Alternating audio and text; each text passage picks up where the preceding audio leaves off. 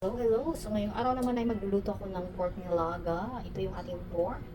Ito naman yung ating garlic at saka onion. Tanglad.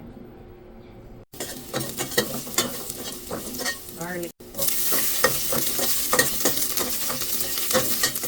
So igisa lang natin sa konting mantika. Yung ating pork. Yung pork, ayan. Lagay na natin.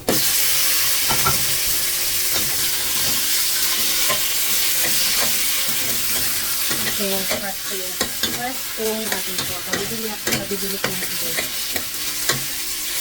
Sabi lang yung mga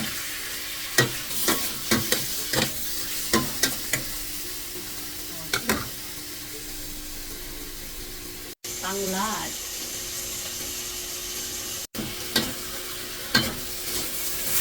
I-simmer ko na natin yung ating pork. So, 10 pirasong niwa ng pork. Papalambutin pa natin ang ating pork. Ito yung ating vegetable na ilagay sa ating pork nilaga.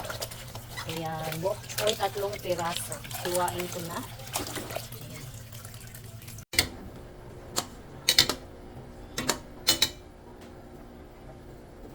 So ito na yung ating ilalagay sa sabaw natin. And ito naman yung dahon. Bok choy. Isang pork cubes. Ouch! So, malambot na ito. Ayan. Ilagay na tayo ng pork cubes. So, unahin natin yung matigas na part sa bok choy.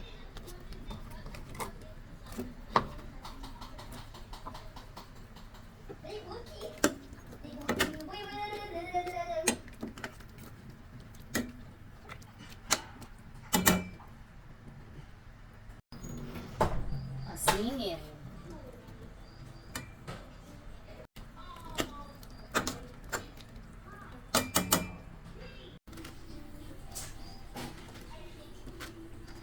So, ito na yung dahon. Ayan, medyo madami-dami. 3 piraso to pero madami siya.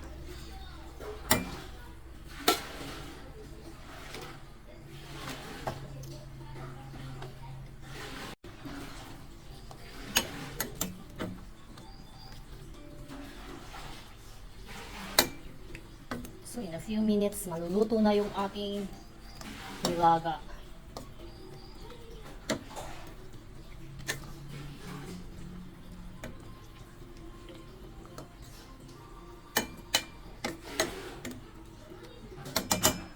Okay, ayan. So, naluto na yung ating pork nilaga. So, yan yung kanyang itsura.